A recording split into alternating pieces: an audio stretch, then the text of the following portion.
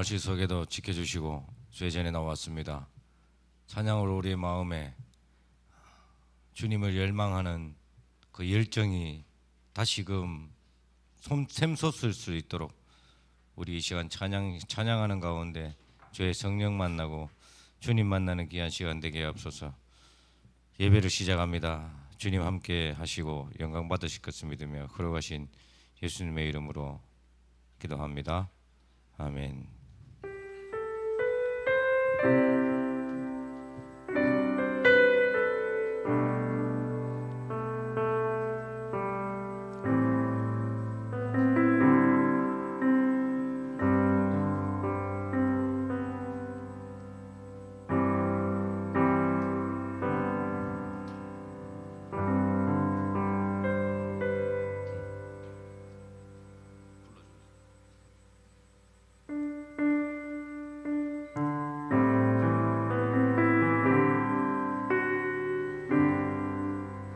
때론 불 가운데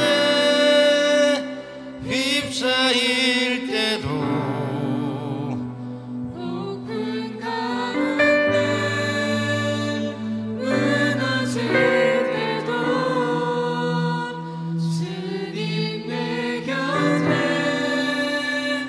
함께 하시네. 가장 가까이 한번 더 하겠습니다. 때론 불 가운데 때론 불 가운데 휩싸일 때도 폭풍 가운데 무너질 때도 주님 내 곁에 함께 하시네.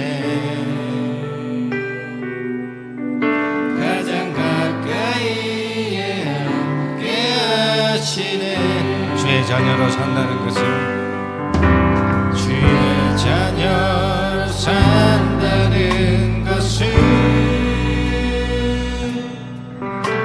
불 가운데로 걸어가는 것, 그 속에서 신실하게 날 지키시는 손길을 경험하는 것. 주의 자녀로 산다는 것은 주의 자녀로 산다는 것은 바다 위로 걸어가는 것, 내 온몸을 덮쳐오는 폭풍 속에서 잠잠히 주 바라보는 것. 때론 불 가운데 휩싸일 때도 폭풍 가운데 무너질 때도 주님 내 곁에 함께 하시네. 가장 가까이 우리 한 번 더 고백합니다. 때론 불 가운데 때론 불 가운데 휩싸일 때도 폭풍 가운데 무너질 때도 주님 내 곁에 함께 하시네. 가장 가까이 함께 하시네. 주의 자녀로 산다는 것은 주의 자녀로 산다는 것은 그들을 용납하는 것,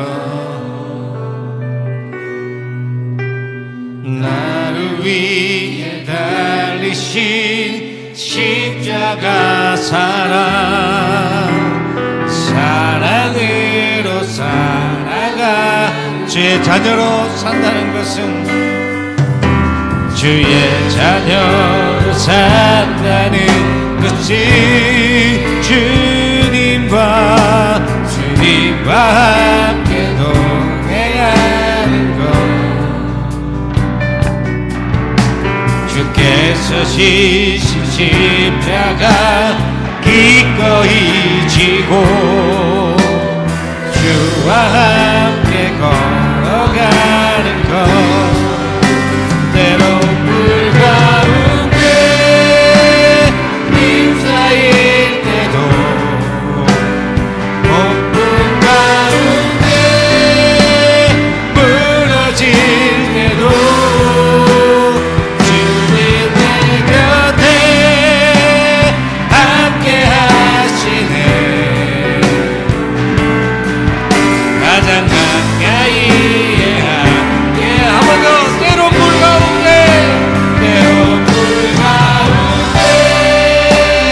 휩싸일 때도 폭풍 가운데 무너질 때도 주님 내 곁에 함께 하시네 가장 가까이에 함께 하시네. 할렐루야. 이 시간 박수치며 찬양합니다.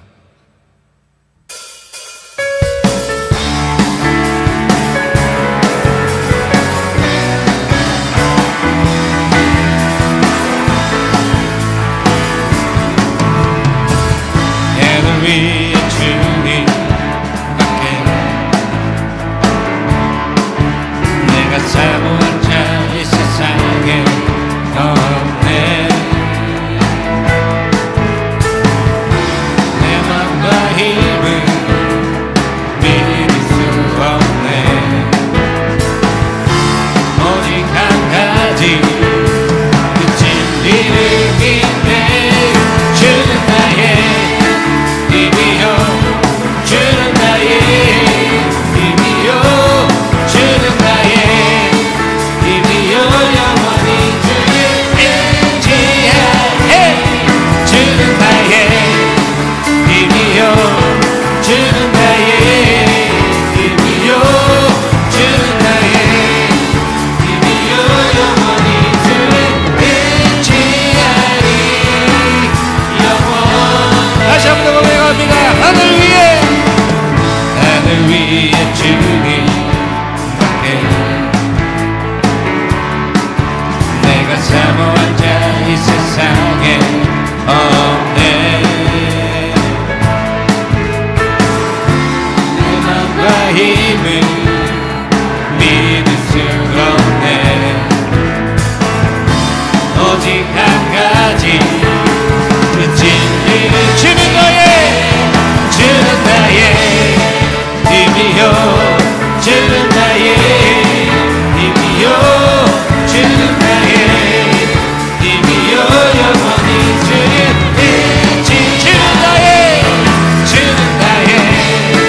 힘이요 주는 나의 힘이요 주는 나의 힘이요 영원히 주를 의지하리 가서 제자 삼으라 가서 제자 삼으라 세상 많은 사람들이 세상 모든 영혼이 내게 달려가니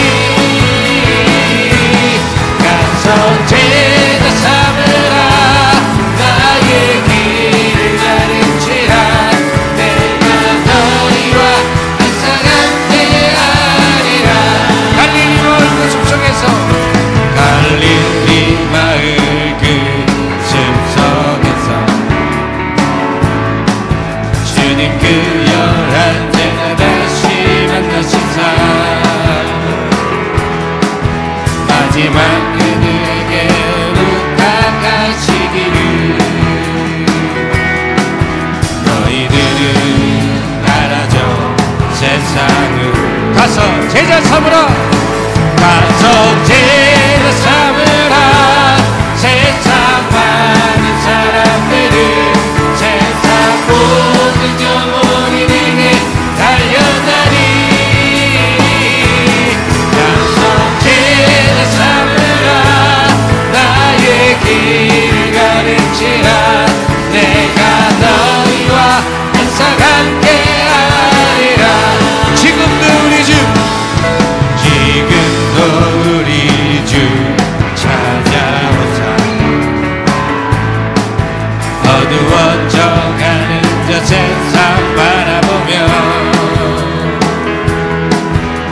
하지만 우리에게 부탁하시기를 너희들은 가라져 세상을 웬 가서 제자 삼으라 세상 많은 사람들을 세상 모든 영혼이 내게 달려나니 가서 제자 삼으라 나의 길을 가르치라 내가 너희와 항상 함께하 우리 마지막으로 가서 제자 삼으라 가서 제자 삼으라 세상 많은 사람들이 세상 모든 영혼이 내게 달려다니 가서 제자 삼으라 나의 길을 가르치라 내가 너희와 항상 함께하리라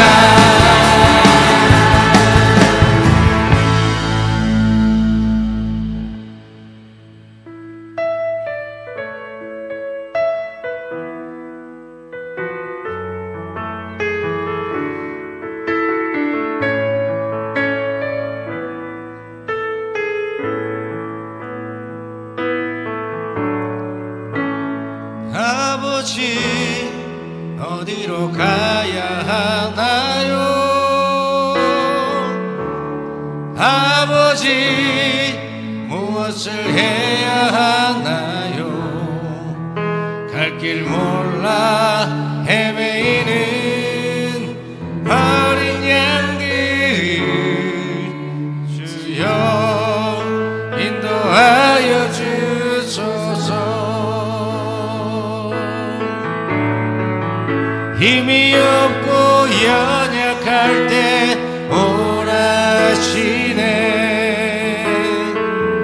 혼자라고 생각할 때 오라하시네 하나님의 이름을 부르며 오라하시네 주님이 인도하여 주시네 우리 다시 한번 더 고백합니다 아버지 어디로 가야 하나요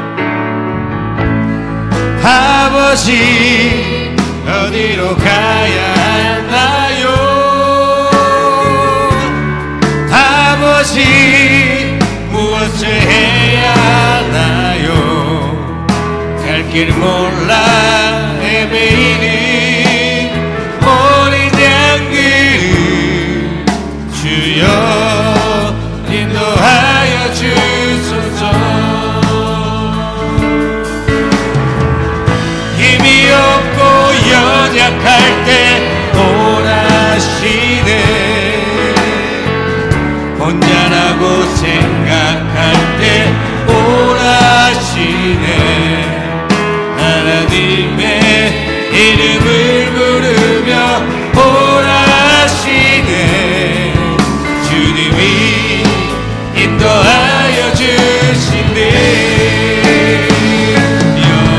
여호와로이 목자 되신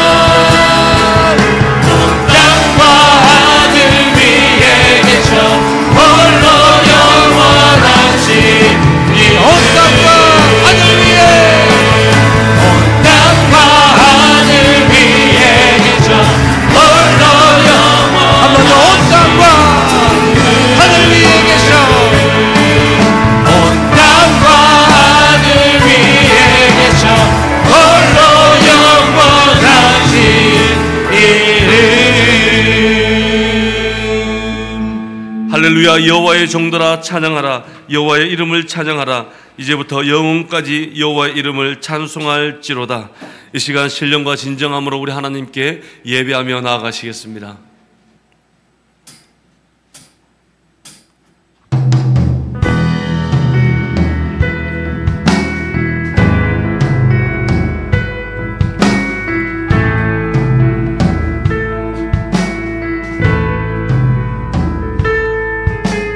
당신은 영광의 왕, 당신은 평강의 왕, 당신은 하늘과 땅의 주, 당신은 정의의 아들. 천사가 무릎 꿇고 예배하고 찬송하네. 영원한 생명 말씀, 당신은 예수 그리스도 주. 호산나 다윗의 자손께, 호산나 불러와 중의 왕. 높은 하늘엔 영광을 예수 주 메시아네. 호산나 다윗의 자손께, 호산나 불러와 주의 왕. 높은 하늘엔 영광을 예수 주 메시아네. 예수 주 메시아네.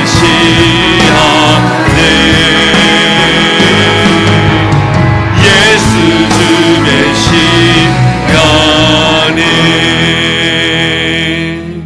전능하사 천지를 만드신 하나님 아버지를 내가 믿사오며 그 외아들 우리 주 예수 그리스도를 믿사오니, 이는 성령으로 잉태하사 동정녀 마리아에게 나시고 본디오 빌라도에게 고난을 받으사 십자가에 못 박혀 죽으시고 장사한 지 사흘 만에 죽은 자 가운데서 다시 살아나시며 하늘에 오르사 전능하신 하나님 우편에 앉아 계시다가 저리로서 산자와 죽은 자를 심판하러 오시리라.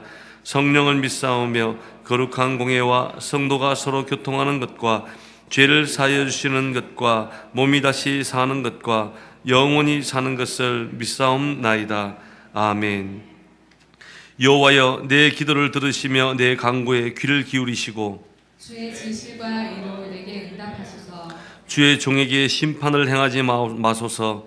주의 눈앞에는 의로운 인생이 하나도 없나이다. 원수가 내 영혼을 핍박하며 내 생명을 땅에 엎어서 나로 죽은 지 오랜 자같이 나를 암흑 속에 두었나이다. 그러므로 내 심령이 속에서 상하며 내 마음이 내 속에서 참담하니이다.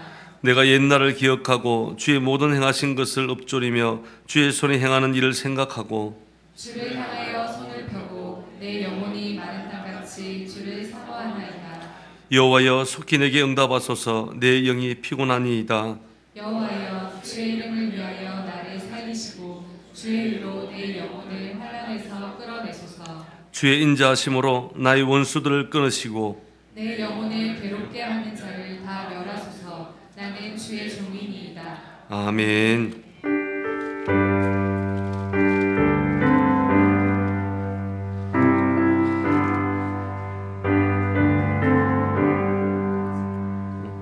자, 286장입니다.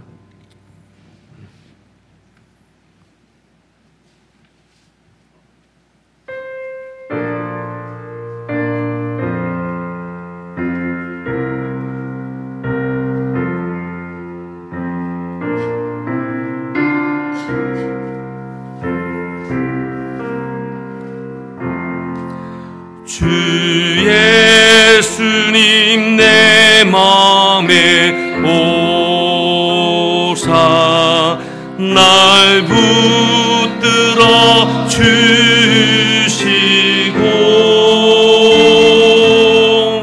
내 마음에 새 힘을 주사 늘 기쁘게 하소서.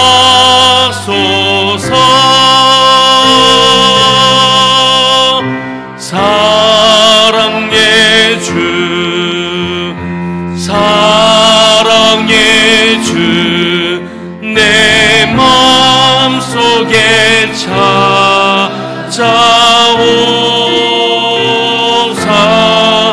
내 모든 죄 사하시고 내 상한 맘 고치소서. 주 예수님 내 맘에 오사 내 소원 다 하시고 내 무거운 짐 맡아 주사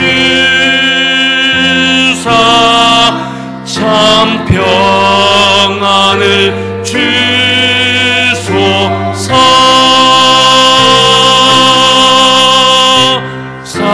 사랑의 주 사랑의 주 내 맘속에 찾아오사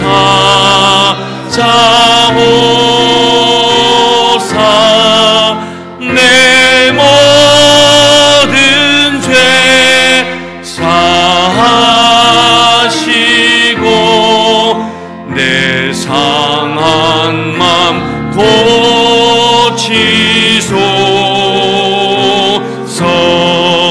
주 예수님 내 맘에 오사 날 정결케 하시고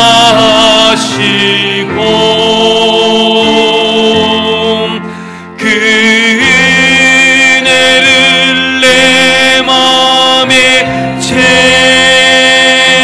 채워 늘 충만케 하소서.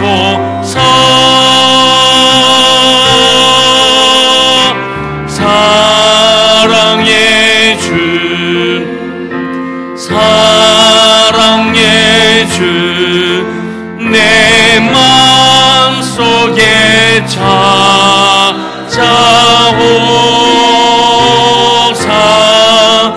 내 모든 죄 사하시고 내 상한 맘 고치소서. 주 예수님 내 맘에 오사 내 길 인도하시고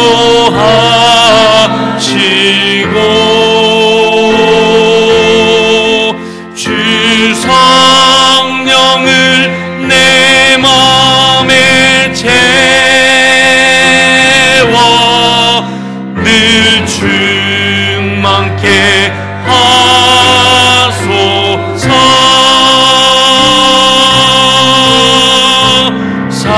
사랑의 주 사랑의 주 내 맘속에 찾아오사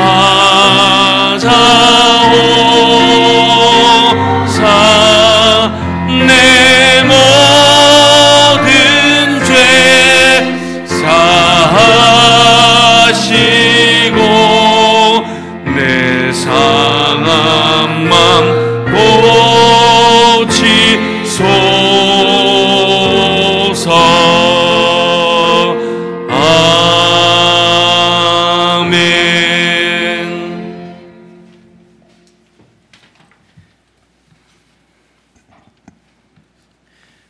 거룩하신 하나님 아버지, 시간과 계절을 주관하시는 주님을 찬양합니다. 오늘도 변함없는 사랑과 은혜로 우리를 이 자리로 모아주시고 경배와 찬양을 드릴 수 있도록 해주셔서 감사합니다. 계절의 변화 속에 인도하시는 주님의 섭리를 깨달으며 주님의 높으신 뜻과 사랑 안에서 참 평안과 기쁨을 누리는 시간이 되게 하여 주시옵소서. 하나님, 지난 한 주간 우리의 삶이 말씀에 순종하지 못하고 감사하지 못하였습니다. 이 시간 회개하오니 불쌍히 여겨주시고 주님의 깨끗한 보혈로 씻어 주시옵소서. 이 나라와 대한민국을 위해 기도합니다. 우리나라를 이끌어 가시는 대통령과 위증자들을 기억하셔서 하늘의 지혜와 두려움을 허락하시어 공의와 정의가 흐르게 하시고 국민을 두려워하고 하나님을 경외하는 지도자들이 되게 하여 주시옵소서. 우리나라의 모든 교회들이 세상의 풍토 속에 길을 잃지 않고 말씀 위에 굳건하게 설 수 있도록 인도하여 주시옵소서. 사랑이 많으신 하나님 아버지, 우리 교회를 하나님의 선하신 뜻에 따라 이루는 도구로 사용하여 주시옵소서. 성도님들 가정마다 빛과 소금의 역할을 감당하게 하시고 이 시대를 밝히는 등불이 되게 하여 주시옵소서. 남은 하반기 사역 가운데에도 함께하여 주셔서 형통한 길로 인도하여 주시옵소서. 보이지 않는 곳에서 섬기는 손길들 외에도 주님께서 함께하여 주셔서 건강의 복과 물질의 복을 더하여 부족함 없이 섬길 수 있도록 하여 주시옵소서. 말씀을 전가하실 목사님께도 성령의 충만함을 덧입혀 주셔서 말씀이 살아 움직여서 우리의 심령을 찌르며 삶이 변화되게 하여 주시옵소서. 목사님의 건강을 지켜주시고 사역하는 모든 일 가운데 형통한 길로 인도하여 주시옵소서. 기도로 내조하시는 사모님과 원로 목사님, 원로 사모님께도 건강히 지켜주시고 보호하여 주시옵소서. 우리의 삶을 주관하시는 거룩하신 예수 그리스도의 이름으로 기도드립니다. 아멘.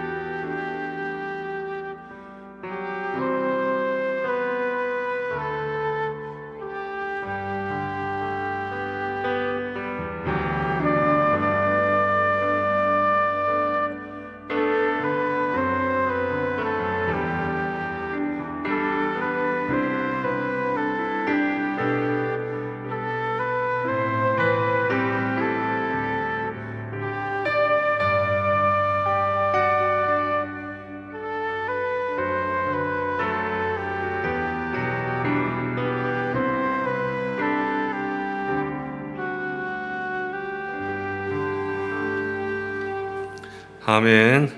오늘 우리에게 주시는 하나님의 말씀은 열왕기상 13장 11절부터 19절까지 말씀입니다. 열왕기상 13장 11절부터 19절까지 말씀입니다. 구약성경 538페이지입니다. 열왕기상 13장 11절부터 19절까지 말씀. 우리 한 목소리로 우리 함께 합독하시겠습니다. 같이 읽습니다. 시작.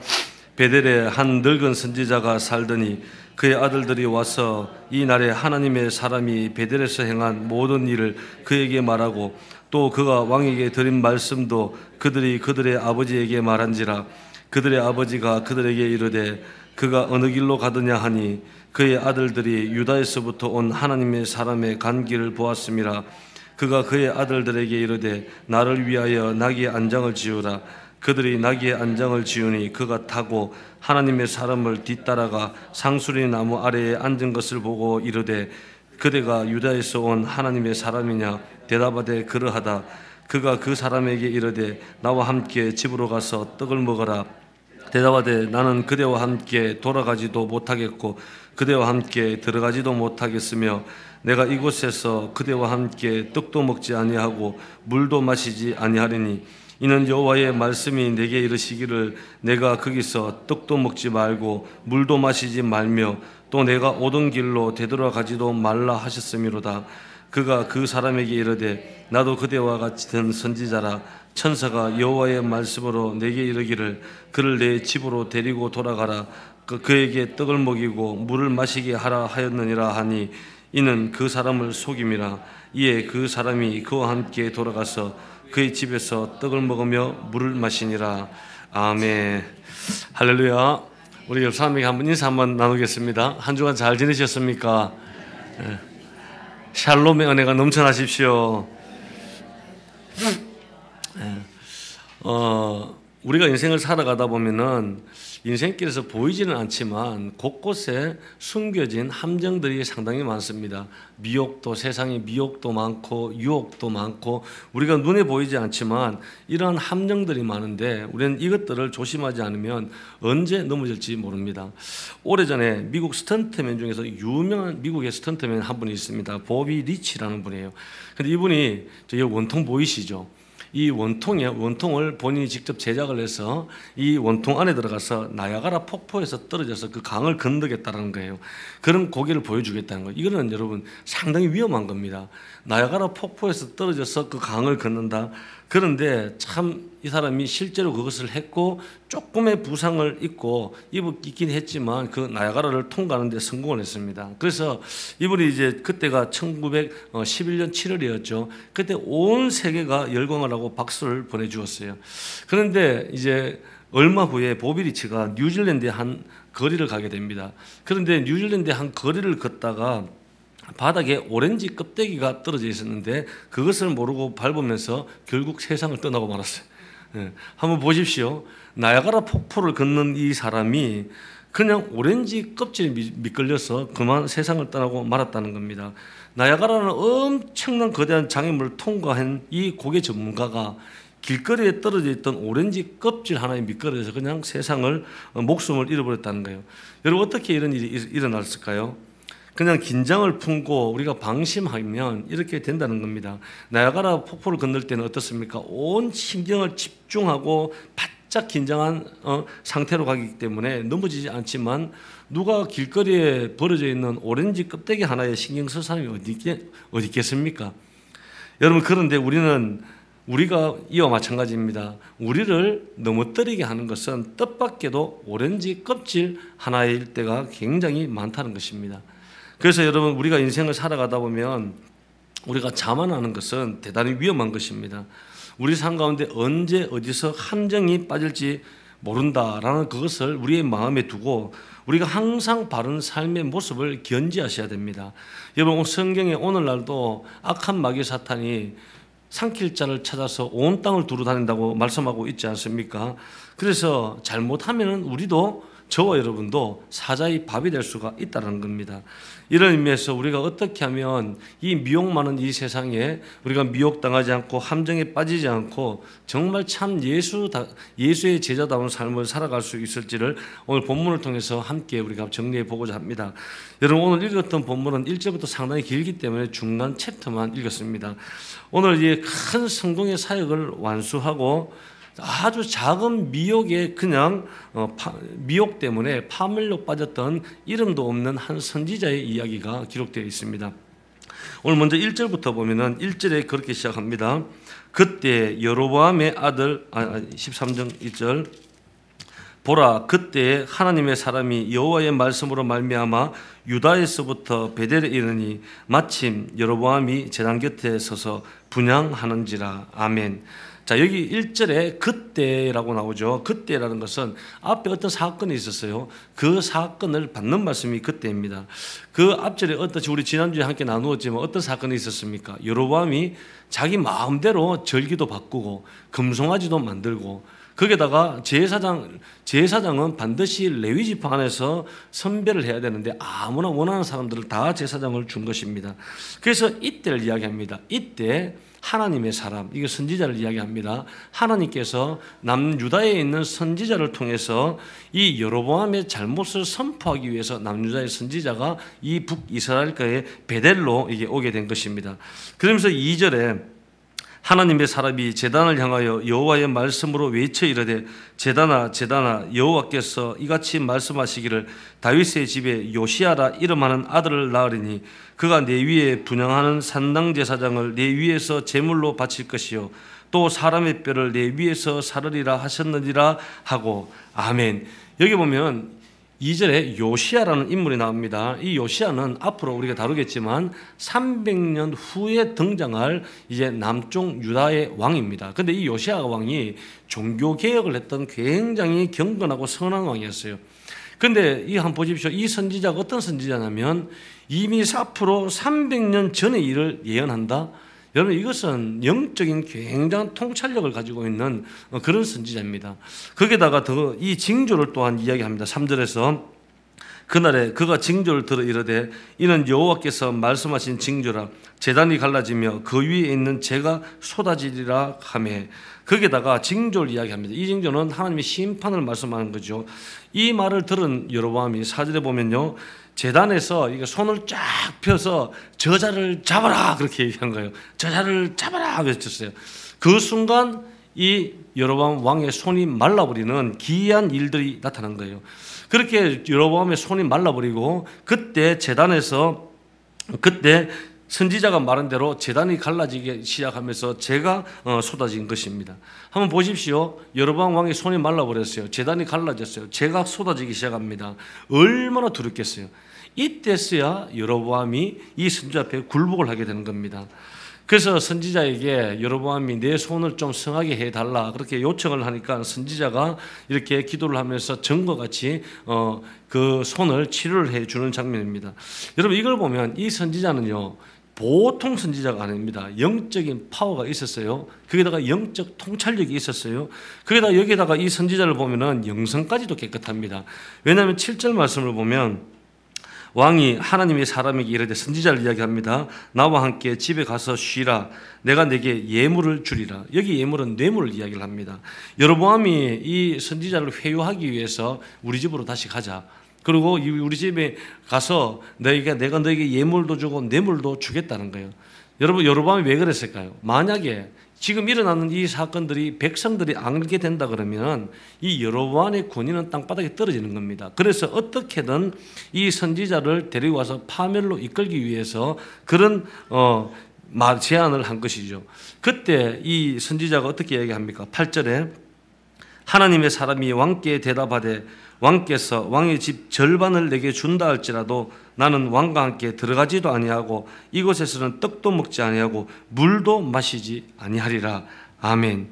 자 여기 보면은 여러분 담칼에 거절합니다. 왕의 재산 절반을 준다 해도 나는 거기 가서 거하지도 않고 먹지도 않고 마시지도 않겠다는 거예요. 얼마나 깨끗하고 순연한 영성인지 모릅니다. 정말 어떻게 보면 한편으로 대단히 복이 드문 그런 선지자입니다.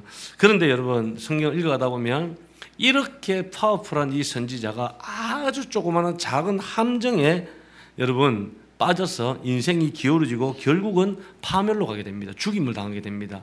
이것이 오늘 본문의 내용입니다. 그러면서 오늘 11절 말씀에 보면 베델에 한 늙은 선지자가 살더니 그의 아들들이 와서 이날에 하나님의 사람이 베델에서 행한 모든 일을 그에게 말하고 또 그가 왕에게 드린 말씀도 그들의 아버지에게 말한지라. 여기 보면은 여러분 늙은 선지자가 나옵니다. 우리 앞장에 우리 함께 다루었지만 이제 여로보암 왕이 금송아지를 만들고 뭐 절기를 바꾸고 선지자를 제사장을 아무나 세울 때 그 북쪽에 있었던 모든 레위 지파와 경건한 선지자들 그리고 제사장들은 다 거처를 버리고 남쪽으로 다 내려가 버렸어요. 그러면 그때 남아 있었던 자는 어떤 사람들이냐? 여러분 이 늙은 선지자는 베델에 그대로 남아 있었어요. 이것은 이 여로보암 왕을 동조한 것을 암시하고 있어요. 한마디로 이 늙은 선지자는 영적으로 이미 타락하고 오염된 그런 선지자입니다. 그래서 이 늙은 선지자가 이 아들들이 지금 일어났던 사건들을 아버지에게 이야기를 다 하는 거예요. 근데 그 소식을 다 두고 빨리 나귀의 안장을 지우고 그 하나님의 사람 선지자를 찾으러 나간 겁니다. 왜냐? 그 사람을 데리고 와서 타락시킴으로 말미암아 이 선지자가 선포한 것을 무효화시키려고 찾아간 것이에요.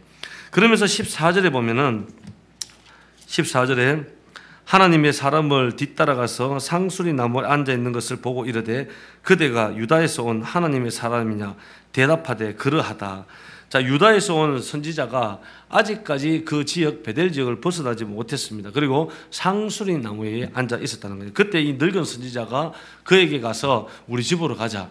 우리 집으로 가서 물도 주고 먹을 것도 먹고 그렇게 하자고 제안을 했어요. 그런데 이 선지자가 처음에는 그것을 거절을 했습니다. 그런데 결국은 어떻게 되냐?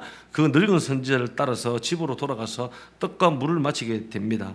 여러분, 이미 17절에 보고 하나님께서 그전에는 이 선지자에게 너는 절대로 어떤 일이 있어도 결단코 그들과 함께 물도 마시지 말고 떡도 떼지 말고 그 집에 가지도 말고 바로 돌아서 오라고 하나님께서 이미 말씀하셨어요. 그런데 그들과 함께 결국은 마지막 작은 유혹에 넘어가서 그 늙은 선지자 집에 가서 떡과 물을 마시게 됩니다. 그 순간 이 선지자의 모든 사역은 거기서부터 다 무너져 버리게 됩니다. 결국 어떻게 되는 줄 아십니까? 24절 말씀을 보면 이 선지자가 이에 그 사람이 가더니 이 사람이 하나님의 선지자를 이야기합니다. 사자가 길에서 그를 만나 물어 죽임에 그의 시체가 길에 버림받으니 나귀는 그의 곁에 서 있고 사자도 그 시체 곁에 서 있더라.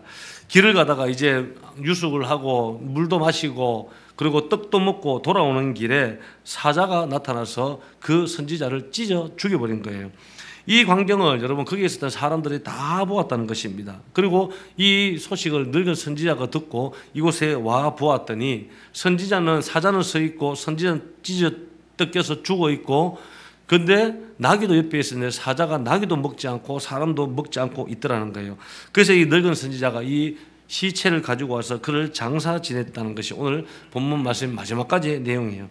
여러분 한번 보십시오. 이렇게 파워풀하고 영적인 통찰력을 가지고 경건한 이 선지자가 정말 보기 드문 영성을 가진 이 선지자가 어떻게 단번에 이렇게 비참하게 무너져 버릴 수 있었을까요? 그것은 여러분 큰 일을 마친 이후에 방심한 나머지 영적 틈새를 주고 영적 함정에 빠져버렸기 때문입니다. 여러분 우리가 조심해야 할 이유들이 바로 여기 있다는 것입니다. 여러분 우리를 무너뜨리는 것은 어떤 큰 사건이 아니에요. 여러분 우리를 무너뜨리는 것은 어떤 큰 일이 아닙니다. 여러분 큰 핍박이 아니에요. 아주 조그마한 것입니다. 내가 이 조그마한 것을 방심할 때 소리도 없이 여러분 누룩처럼 이 악한 영들은 미혹해서 온 마음과 생각들을 다 퍼뜨리면서 결국은 우리의 인생을 망하게 해버린다는 거예요. 여러분 우리에게 다가오는 유혹은 여러분 조용조용하게 비밀스럽게 다가오는 거예요. 그래서 우리는 결단코 깨어 있어야 됩니다.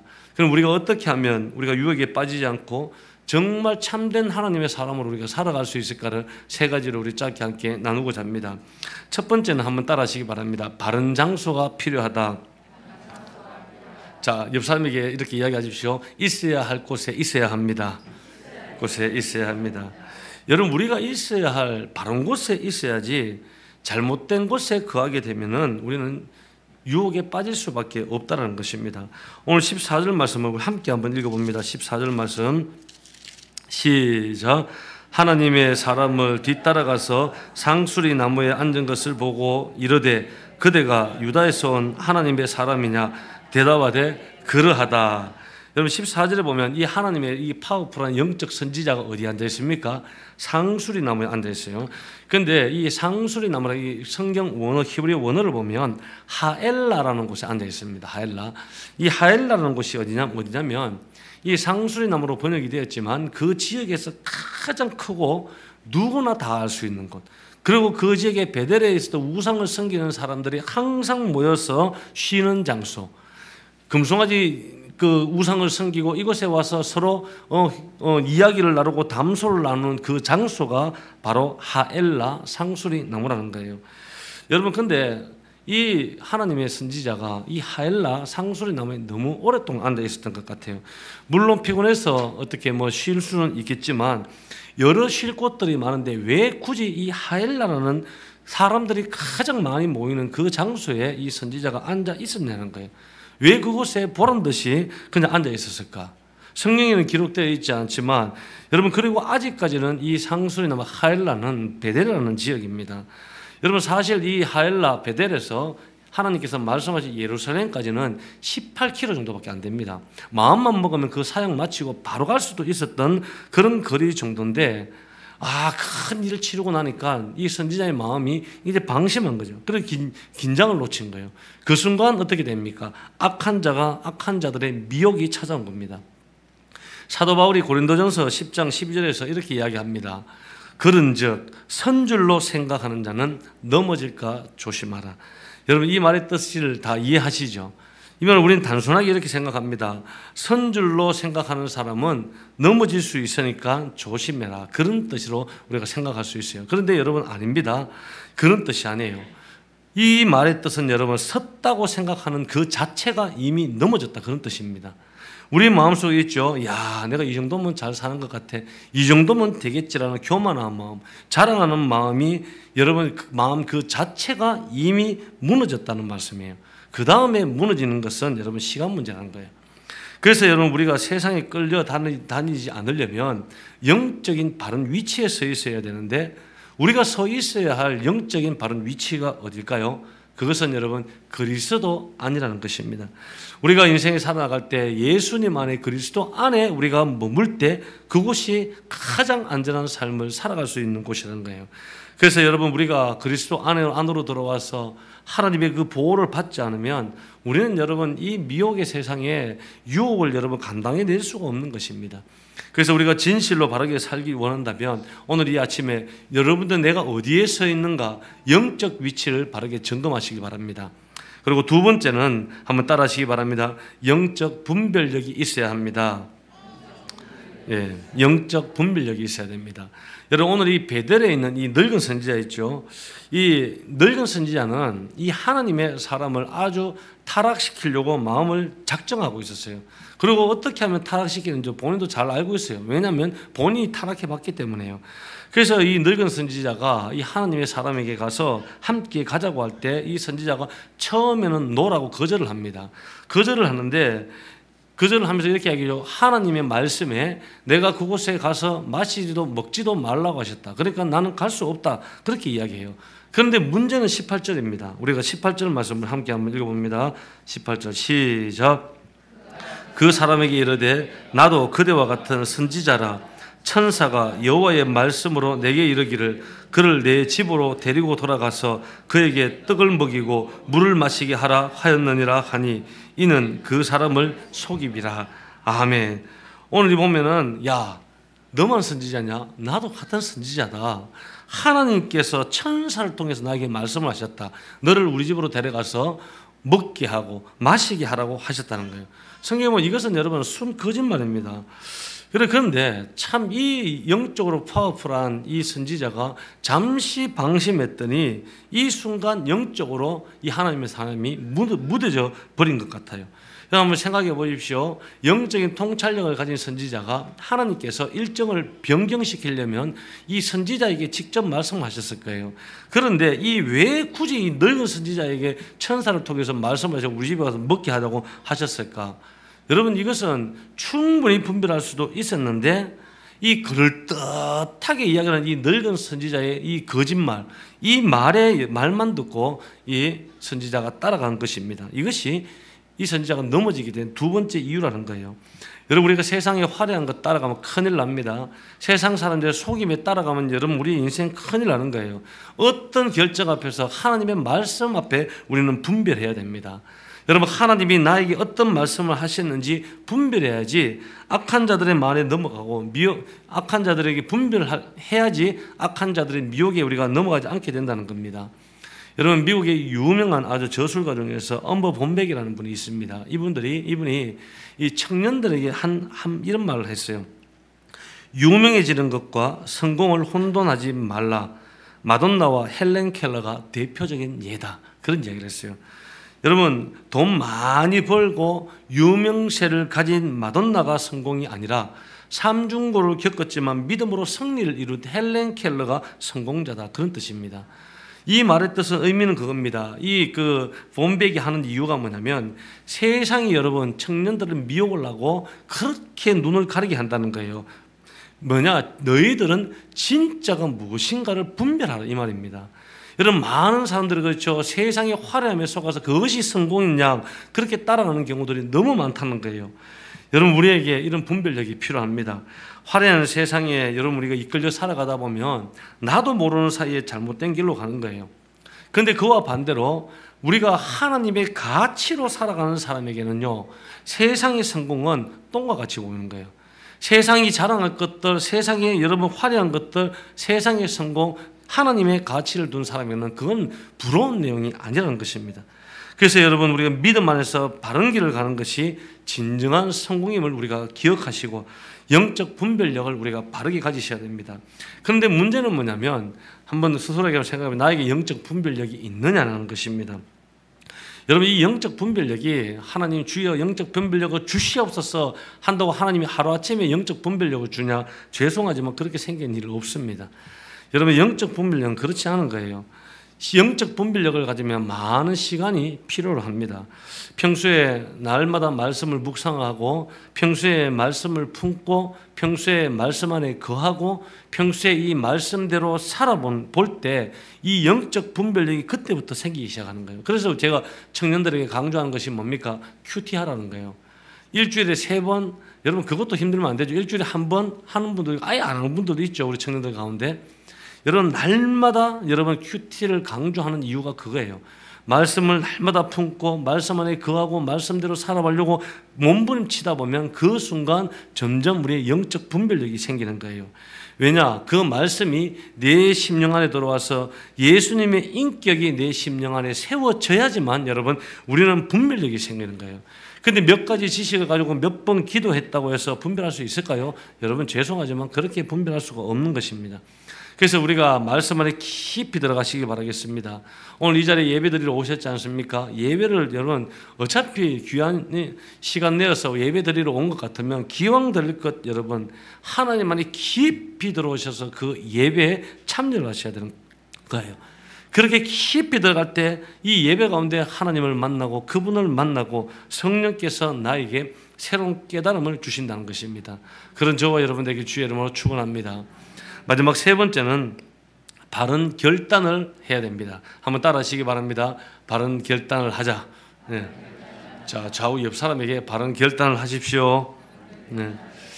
한마디로 여러분 이 바른 결단을 하라는 것은 우리가 하나님의 뜻이 무엇이고 하나님의 뜻을 알았더라면 더 이상 뒤로 돌아보지 말고 더 이상 생각하지 말고 더 이상 따지지 말고 앞뒤 상황 보지 말고 앞을 향해서 나아가라는 거예요.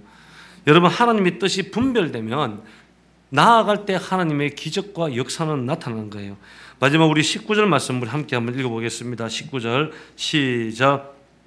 그 사람이 그와 함께 돌아가서 그의 집에서 떡을 먹으며 물을 마시니라. 아멘. 자, 이 하나님의 사람이 상수리나베 아일라에서 계속 머뭇머뭇거리고 있다가 결국은 어떻게 됩니까? 이 늙은 선지자의 거짓 속임수에 그냥 따라가 버리고 말았습니다. 이것이 여러분 이 선지자가 한 결정적인 실수였습니다. 우리의 삶에도 이런 상황들이 굉장히 많습니다.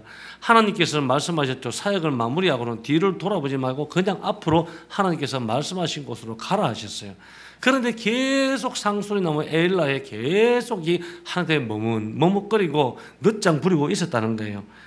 여러분 결국은 거기에 있다 보니까 하나님 유혹이 그렇게 찾아오는 거예요. 우리의 삶도 마찬가지입니다. 때로는 우리의 인생이 여러분 배고플 수도 있고 때로는 우리가 살아가는 인생에 목마름이 있을 수가 있어요. 그런데 그 순간 사탄이 던져주는 이 밥과 이 물을 마신다 그러면 우리의 인생은 여러분 그때부터 패망으로 망가지게 되어 있다는 것입니다. 그래서 여러분 세상이 아무리 달콤한 말을 하고 세상이 아무리 논리적인 말을 하더라도 여러분 결단코 하나님의 사람은 거기에 속아 넘어가지 않고 진리 안에서 바르게 분별하고 하나님의 나라를 향한 결단이 서길 주의 이름으로 축원합니다. 그런데 우리가 솔직히 말하면 그렇죠. 우리 가운데 모든 유혹을 다 이기고 승리하는 분 있을까요? 여러분 저도 그렇지 않습니다. 우리 모두는 다 이 땅에 있는 모든 유혹을 다 이기고 승리할 수 있는 자가 없어요. 근데 우리는 연약하기 때문에 때로는 실패도 하고 때로는 실수도 하고 때로는 넘어지기도 하고 때로는 수렁에도 빠지고 때로는 악한 자의 유혹에도 빠지기 시작합니다. 여러분 우리가 그러면 그때는 어떻게 해야 될까요? 마지막으로 따라하시기 바랍니다. 하나님께 도움을 요청하면 된다. 네. 하나님께 도움을 요청하면 되는 거예요. 그러면 하나님께서 다시 나를 건져주시고 다시 나를 세워주시고 다시 나를 올무로부터 나아가서 앞을 향해서 달려갈 수 있게 하심을 믿으시길 바라겠습니다. 그래서 우리가 어떤 올무에 있든지 하나님께 나가 기도하게 되면 하나님이 어떤 올무에서도 건져주시고 새로운 은혜를 주실 줄 믿습니다. 우리가 함께 부르실 찬양의 이 가사를 보면 세상의 유혹, 시험이 내게 몰려올 때도 나의 힘으로는 그것을 모두 이길 수 없네. 거대한 폭풍 가운데 위축된 나의 영혼 어찌할 바를 몰래 헤매고 있을 때 주를 찬양 손을 들고 찬양 전쟁은 나에게 속한 것이 아니니 주를 찬양 손을 들고 찬양 전쟁은 하나님께 속한 것이라고 기록합니다. 여러분 2절을 보면 거짓과 속임수로 가득 찬 세상에 어디로 갈지 몰라 머뭇거리고 있네. 공중의 권세 잡은 자들이 지금도 우리들을 실패와 절망으로 넘어뜨리려고 한다는 거예요. 그때 우리가 바라보아야 할 것은 하나님 한 분밖에 없습니다. 그런 저와 여러분 되길 주의 이름으로 기도합니다. 이 시간 우리 한번 찬양 드리고 함께 기도하는 시간 갖도록 하겠습니다.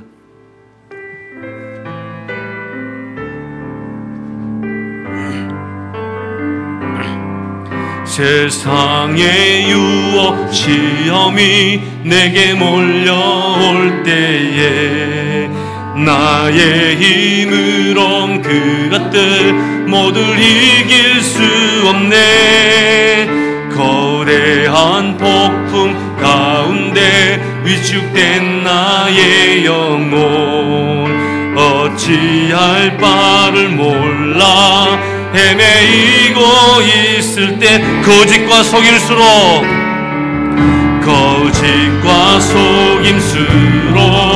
가득 찬 세상에서 어디로 갈지 몰라 머뭇거리고 있네. 공중의 권세 잡은 자 지금 우리들을 실패와 절망으로 넘어뜨리려 하네. 주를 찬양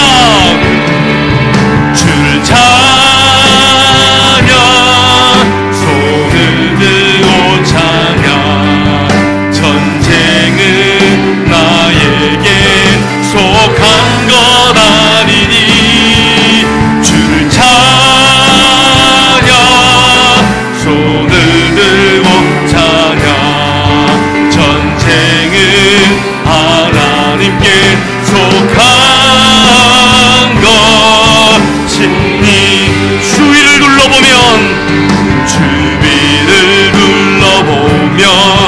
아무도 믿음의 눈을 들면 보이는 분 계시네. 지금도 내 안에 역사하고 계시는 사망과 어둠의 권세에 물리치신 우리 예수님, 지신 예수님, 주를 찬양 주를 찬양 손을 들고 찬양 전쟁은 나에게 속한 것 아니니. 주를 찬양 손을 들고 찬양 전쟁은 하나님께 속한. 이 시간 주님 세 번째 오늘 말씀 붙잡고 함께 통성으로 기도합니다. 주여 주여 주여. 하나님 아버지, 오늘도 세상 유혹들과 미혹들과 수많은 함정들이 우리 가운데 있다 할지라도 내가 하나님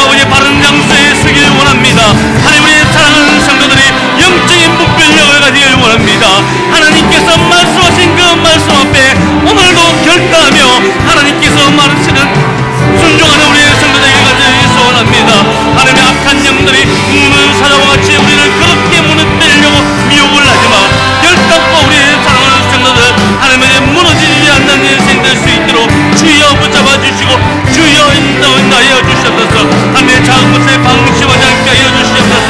하나님 아버지 오늘도 그리스도 안에 우리가 서게 하여 주시옵소서. 그리스도 안에 서게 하여 주시옵소서. 하나님 아버지 영적으로 확인하고 날마다 그리스도 안에 모든 진정한 그리스도 안에 있음을 하나님 우리가 외치고 나아가게 하여 주시옵소서.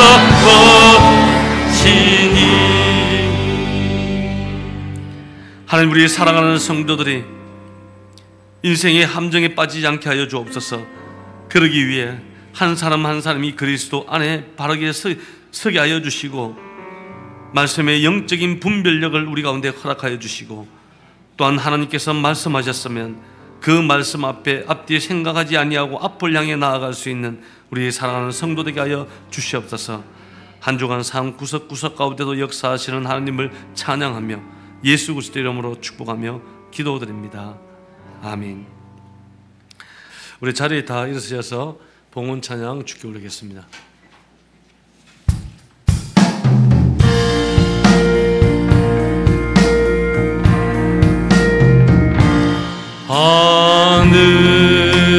하늘에 계신 아버지 이름 거룩하다.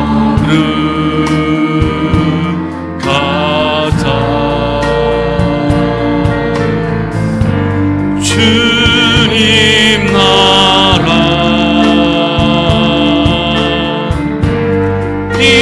임하시고